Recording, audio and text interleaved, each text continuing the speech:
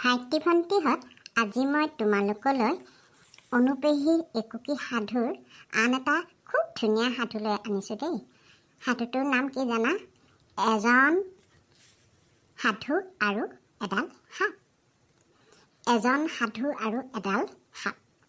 এই সুন্দৰ সাধুকথাটো কিছুমান সাধুকথাটোৰ ভিতৰত কিছুমান ইমান ধুনীয়া নীতি শিক্ষা সোমাই আছে, তোমালোকে শুনিলে বৰ ভাল পাবা। এতিয়া মই সাধুকথাটো আৰম্ভ কৰিছোঁ দেই। প্ৰাচীন কালৰ কথা, মানুহৰ বসতি থকা এখন ঠাইত এটা বিষাক্ত সাপেও বাস কৰিছিল। সি ইফালে সিফালে ফুচ ফুচাই ঘূৰি ফুৰিছিল আৰু দৰকাৰ হওক নহওক যাকে তাকে খুটিছিল। তাৰ ইমান বিষ আছিল যে সি খুটিলে মানুহ বা জন্তু মৃত্যুমুখত পৰিছিল। সি দংশন কৰা মানুহ যেতিয়া মৰে তেতিয়া তেওঁৰ আত্মীয় স্বজনে বিনাবলৈ ধৰে, কান্দিবলৈ ধৰে আৰু সেইটো দেখি সি বৰ আনন্দ লাভ কৰে। এনেকৈ অকাৰণতে মানুহ দুনুহ মাৰি ফুৰাৰ বাবে তাক সেই ঠাইখনৰ মানুহবোৰে বৰ ভয় কৰিছিল। এদিন সেই ঠাইখনলৈ এজন সাধু পুৰুষ আহিল। তেওঁ তাৰে ঢিপ এটাৰ ওচৰত বহি ধ্যানমগ্ন হৈ থাকোঁতে সাপটোৱে তেওঁক দেখিলে। নতুন মানুহ দেখি সাপটোৱে মনত বৰ ফূৰ্তি লাগিল। কথা নাই বতৰা নাই, সি গৈ সাধুজনক খুট মাৰি দিলে। কিন্তু সেই সাধুজনৰ একো নহ'ল। তেওঁ এনেদৰে ধ্যানমগ্ন হৈ থাকিল। সাপটোৱে আচৰিত হ'ল দেখি। সি তেওঁৰ ওচৰলৈ গৈ ফণা তুলি ফুচ ফুচাবলৈ ধৰিলে। কিছু সময় পাছত সাধুজনে চকু মেলি চালে। সন্মুখত ফণা তুলি থকা সাপটোক দেখি তেওঁ মিচিকিয়াই হাঁহি সুধিলে, তোমাৰ আকৌ কি হ'ল? তুমি এনেদৰে কিয় আছা? সাপটোৱে তেতিয়া খঙেৰে ক'লে, মই তোক মাৰিব খুজিছোঁ। মই তোক সেই উদ্দেশ্যেৰে খুটিছিলোঁ, কিন্তু তোৰ দেখোন মৃত্যু নহ'ল। সেইবাবে মোৰ আৰু খং উঠিছে। তেতিয়া সাধু পুৰুষজনে হাঁহি মাৰি ক'লে, কিন্তু তুমি মোক মাৰিব কিয় খুজিছা? মইতো তোমাৰ একো অনিষ্ট কৰা নাই। তেতিয়া সাপডালে ক'লে, মই সেইবোৰ একো নাজানো। মুঠতে মোৰ মন গ'লে মই মানুহ মাৰি পেলাওঁ। মোৰ বিষৰ প্ৰকোপত মানুহ বাচি থাকিব নোৱাৰে। সাপটোৱে তেনেকৈ ক'লে। তেতিয়া সাধুজনে ক'লে, মই সাধনাৰ বলেৰে সেই বিষ মোৰ শৰীৰত প্ৰৱেশ কৰিব নিদিয়াকৈ ছালখনতেই তোমাৰ বিষবোৰ ধৰি ৰাখিছোঁ, আৰু সেই অংশ টিপি দিলেই সেই বিষবোৰ পুনৰ বাহিৰলৈ ওলাই যাব। কিন্তু মই এটা কথা ভাবি পোৱা নাই যে তুমি এনেকৈ বিনা কাৰণত কিয় জীৱবোৰ হত্যা কৰি ফুৰিছা? সাধুজনে সুধিলে। তেতিয়া সাপটোৱে গৌৰৱেৰে কি ক'লে জানা? সেয়া মোৰ এটা অভ্যাস। কিহৰ অভ্যাস? আৰু তুমি যে ইমান অহংকাৰ কৰি কৈছা, এনে অভ্যাস থকাটো সঁচাকৈ কি গৌৰৱৰ কথা? ঠিক আছে বাৰু, কোনোবা মৃত প্ৰাণীক তোমাৰ খুটৰ বিষত যদি কোনোবা প্ৰাণী মৰে, সেই মৃত প্ৰাণীক তুমি জানো জীয়াই তুলিব পাৰিবা? সাধুজনে সুধিলে সাপটোক। তেতিয়া সাপটোৱে কি ক'লে? নোৱাৰোঁ। মই কি, কোনেও নোৱাৰে। ঈশ্বৰে হয়তো পাৰিব পাৰে, সাপটোৱে ক'লে। তেতিয়া সাধুজনে ক'লে, যদি তুমি প্ৰাণ দিব নোৱাৰা, তেনেহ'লে তোমাৰ প্ৰাণ লোৱাৰ অধিকাৰো নাই। তুমি ভাবি চাইছানে তুমি এনেকৈ বিনা কাৰণত মানুহ দুনুহ মাৰি কি অন্যায় কৰিব ওলাইছা? এনেকৈ ফূৰ্তি বা খেয়াল খুচি মতে তুমি জীৱ হত্যা কৰিলে ঈশ্বৰে তোমাক শুদাই নেৰে। তুমি অতি প্ৰয়োজনীয় খাদ্য বা আত্মৰক্ষাৰ বাবে জীৱ হত্যা কৰাটো বেলেগ কথা, কিন্তু তোমাৰ আনন্দৰ কাৰণে, কেৱল তোমাৰ অভ্যাসৰ কাৰণে, বেয়া অভ্যাসৰ কাৰণে তুমি এনেকৈ প্ৰাণী হত্যা কৰিছা। তাৰ ফলত কি হৈছে জানা? তুমি বহুত পাপ কাম কৰিছা, আৰু এই পাপৰ ফলত তোমাৰ কিন্তু খুব অনিষ্ট হ'ব। তাৰ ফলত তোমাৰো কিন্তু মৃত্যু আছে দেই। কিন্তু সেই যি পাপ কৰিলা, সেই পাপৰ ফলত তুমি আগৰ জন্মতো হয়তো পাপ কৰিছা, যাৰ কাৰণে তুমি এইটো জন্মতো সাপ হৈ জন্ম লৈছা। তুমি কিয় ইমান পাপ কৰিছা এবাৰ চিন্তা কৰি চাইছানে? সাপটোৱে তেতিয়া ভাবিলে, এওঁনো কি কয়? বোলে নাই, মই চিন্তা কৰি চোৱা নাই। তেতিয়া সাধুজনে ক'লে, তুমি হয়তো পূৰ্বজন্মত কিবা পাপ কৰিছিলা, যাৰ বাবে এনেকৈ সাপৰ জন্ম ল'বলগীয়া হ'ল। এই জন্মত তুমি যদি পুণ্য কৰিলাহেঁতেন, তেন্তে তুমি হয়তো ইয়াৰ পাছৰ জন্মতো পুনৰ মনুষ্য জন্মেই ল'লাহেঁতেন। একে পাপ কৰিছা। আৰু এই জানো ইহঁতে পাপৰ ফলত তুমি যি আৰ্জিছা, পাপ আৰ্জিছা, তাৰ ফলত কিন্তু তুমি তেনেকুৱা ফলহে পাবা। তেতিয়া সাপটোৱে কিন্তু বৰ ভয় খালে। সি গম পালে যে এই সাধুজন কিন্তু এলাপেচা মানুহ নহয় দেই। নহ'লে সি খুটাৰ পাছতো জীয়াইতো আছেই, তাৰপাছতো আকৌ তাৰ ওপৰত ইমানখিনি কথা কৈছে। তেতিয়া সি ভাবিলে কি কৰা যায়। তেতিয়া সি অকণমান সাপটোৱে ভয় খালে। ভয় খাই পেলাই তেতিয়া সাধু মানুহজনক সুধিলে, মোৰ এই পাপ ক্ষয় কৰিবলৈ মই কি কৰিব লাগিব বাৰু? তেতিয়া সাধুজনে ক'লে, ইমান সহজে তোমাৰ ইমান দিনৰ পাপ নাইকিয়া হ'ব বুলি কিয় ভাবিছা? তেতিয়াতো বিৰাট ভয় খালে সাপটোৱে। সাপটোৱে ভয় কৰি ক'লে, মহাশয়, আপুনি মোক এটা উপায় দিয়ক।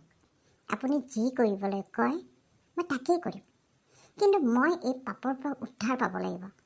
নৰকৰ কথা ভাবিলে মোৰ বৰ ভয় লাগে। আৰু মই এতিয়া যি উপলব্ধি কৰিছোঁ, এই পাপ ক্ষয় নহ'লে মই নৰকলৈ যাব লাগিব। আৰু পাছৰ জীৱনত মই হয়তো অতি নিকৃষ্ট প্ৰাণী হয় পুনৰ জন্ম লাভ লভি এটা কষ্টকৰ জীৱন যাপন কৰিব লাগিব। মই মোৰ ভুল স্বীকাৰ কৰিছোঁ প্ৰভু। এতিয়া মোক আপুনি কিবা এটা উপায় দিয়ক, যাৰ দ্বাৰা মই মোৰ পাপৰ প্ৰায়চিত্ত কৰিব পাৰোঁ আৰু এক ভাল সাধুৰ জীৱন যাপন কৰিব পাৰোঁ। সাপটোৱে একদম হেৰি কৰি ধৰিলে আৰু অনুনয় বিনয় কৰি সাপটোৱে যেতিয়া ধৰিলে, তেতিয়া সাধুজনৰ মনটো কোমলিল। তেওঁ লক্ষ্য কৰিলে যে সঁচাকৈ সাপটোৱে তাৰমানে নিজৰ কামৰ মানে কৃত যিটো কৰ্ম বা যিবিলাক কাম কৰিলে তাৰ কাৰণে অনুশোচনা আহিছে। তেওঁ ক'লে, ঠিক আছে, মই তোমাৰ যিবোৰ কৰণীয় কাম সেইবিলাকৰ দিহা দিম, যাৰ দ্বাৰা তুমি এই পাপবিলাকৰ মানে ক্ষয় কৰিব পাৰিবা আৰু পুণ্য অৰ্জন কৰিব পাৰিবা। তাৰে আটাইতকৈ গুৰুত্বপূৰ্ণ কামটো কি জানা? তুমি অকাৰণতে এই মানুহ জীৱ জন্তু প্ৰাণীবোৰ খুটিওৱা বাদ দিব লাগিব। আৰু তুমি হত্যা কৰাটো মাংসও নোখোৱা মানুহৰ হওক প্ৰাণীৰ হওক, তেন্তে এইবোৰ বাৰু অৰ্থহীন কাম নহয়নে? আৰু তুমি প্ৰাণ ৰক্ষাৰ বাবে তোমাৰ স্বাভাৱিক আহাৰৰ ওপৰত নিৰ্ভৰ কৰিব লাগিব। মই বাৰু ইয়াৰ মানুহবোৰকো কৈ যাম, তেওঁলোকে তোমাৰ কাৰণে দৈনিক পৰ্যাপ্ত পৰিমাণে আহাৰ আৰু গাখীৰৰ যাতে যোগান ধৰে। তাৰ বিনিময়ত তুমি কিন্তু মানুহ বা জন্তুৰ কোনো ধৰণৰ অনিষ্ট কৰিব নোৱাৰিবা। ঠিক আছে, মই বাৰু এতিয়া তুমি কি কৰিব লাগিব তাৰ এটা দিহা দিওঁ। এই বুলি সাধু মানুহজনে তেওঁক কি কৰিলে, সাধুজনে সাপটোক দীক্ষা দিলে। আৰু তাৰপিছত তেওঁ মানুহবোৰক মাতি আনি ক'লে যে এই সাপটোৱে এতিয়াৰ পৰা কাকো আৰু অনিষ্ট নকৰে, গতিকে মানুহবোৰে কিন্তু সাপটোৰ চাব লাগিব। তাৰ নিয়মীয়াকৈ সাপটোক গাখীৰ দিব লাগিব খাবৰ কাৰণে। ইমান সহজতে সাপটোৰ আতংকৰ পৰা মুক্ত হোৱাৰ উমান পাই মানুহবোৰে বৰ আনন্দ পালে আৰু সেইমতে সদায় সাপটোলৈ গাখীৰ আনে, সাপটোৰ জেগাত থৈ যায়। সাপটোৱে তেনেকৈ খায়। তাৰ কিছুদিন তেনেকৈ চলিলে। সাপটোৱে তেতিয়া কাকো নুখুটে, কাৰো অনিষ্ট নকৰে আৰু মানুহবোৰ দেখিলেও ফচফচাই নুঠে। আৰু সাপটো একদম নিৰীহ যেন হৈ পৰিল। সি আগৰ দৰে কাকো একো ভয় নোখুৱায় দেই।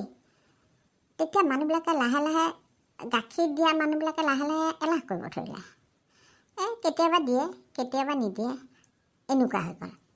তাৰপিছত এই সাপটো যেতিয়া মানে হেৰি হৈ গ'ল নহয়, নিৰ্জীৱ হৈ পৰিলে, তেতিয়া এখন সৰু সৰু ল'ৰা ছোৱালী কিছুমানে কেতিয়াবা কি কৰে জানা, সাপডাল লৈ খেলিবলৈ আৰম্ভ কৰিলে। এডাল লাঠিৰে সাপডাল তুলি ওপৰলৈ দলি মাৰি দিয়ে। সাপটো আহি পেলাই মাটিত থুপুচকৈ পৰে। সাপডালে কিন্তু বহুত দুখ পায় দেই। তাৰপিছত সাপডালক নগুৰ নাপতি কৰে। এতিয়াতো সাপডালৰ উপায় নোহোৱা হ'ল। সাপডালে এই কথা মনত ৰাখিছিলে যে সাধুজনে তাক কি কৈছিলে, অহিংসা হ'ব কৈছিলে, আক্ৰমণ কৰিবলৈ হাক দিছিলে, মানুহ বা প্ৰাণী মাৰিব হাক দিছিলে। তেওঁ যিখিনি কৈছিলে পুণ্য অৰ্জন কৰিবৰ কাৰণে সাপডালে ঠিক সেইখিনি কৰিয়ে আছে। কিন্তু এতিয়া দেখোন সি মানুহবোৰৰ মাৰ খাইছে, হনা খোচা খাইছে, সৰু ল'ৰা ছোৱালীবোৰে এটা শিলগুটি দলিয়াইছে তাৰ গালৈ, ওপৰলৈ দলিয়াই দিছে, ধেমালি কৰিছে। সি যে দুখ পায় কোনো তাৰ প্ৰতি নাচায়েই, কাৰো লক্ষ্যই নাই। আৰু আনকি গাখীৰ চাখীৰো দিয়াটো কমাই দিছে। তেতিয়াতো সাপডালৰ অৱস্থা একদম কাহিল হৈ গ'ল, দেহা দুৰ্বল হৈ গ'ল, শুকাই ক্ষীণাই যাবলৈ ধৰিলে। এদিন আকৌ সেই ৰাস্তাটোৰে সেই সাধুজন গৈ আছিলে। তেওঁ হঠাতে সাপটোত দেখি পেলাই আচৰিত হ'ল যে ইমান ক্ষীণাইছে।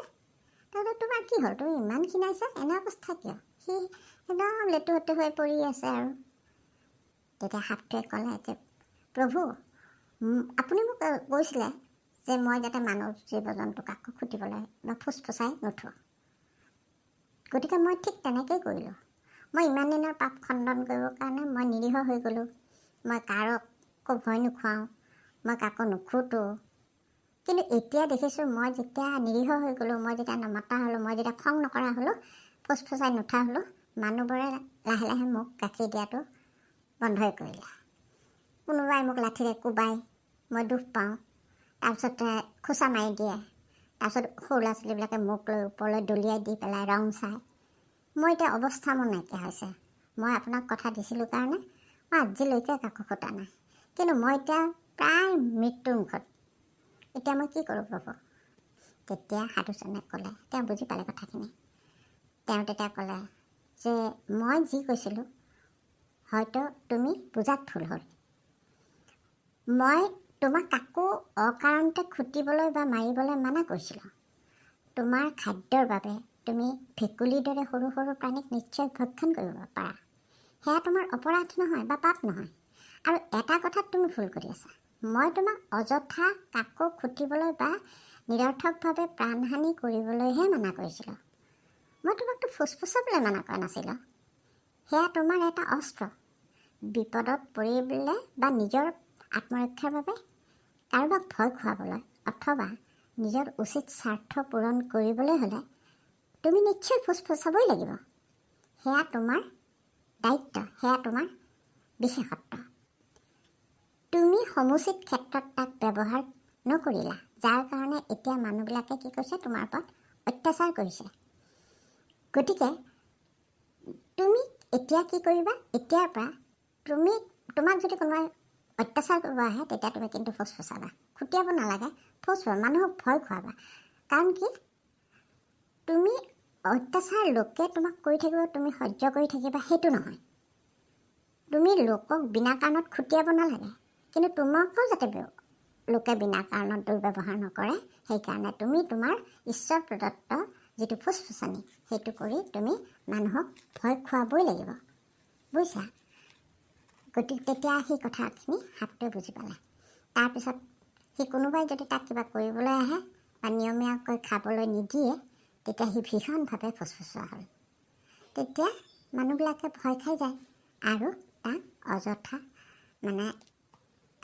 হাৰাশাস্তি কৰা বন্ধ কৰিলে, তাক খাব দিলে, তাক গাখীৰ খাব দিলে, তাক খোৱা বস্তু যাচিলে আৰু তাক সন্তুষ্ট কৰিবলৈ চেষ্টা কৰিলে। তাক মাৰ ধৰ, সৰু ল'ৰা ছোৱালীয়ে তাক লৈ সনা খোচা সম্পূৰ্ণ বন্ধ কৰি দিলে। এনেকৈয়ে সাপটোৱে এটা পুণ্য জীৱন যাপন কৰি পাপৰ প্ৰায়শ্চিত্ত কৰিব পাৰিলে। বুজিলা? সাধু কথাটো কেনেকুৱা লাগিল বাৰু তোমালোকৰ?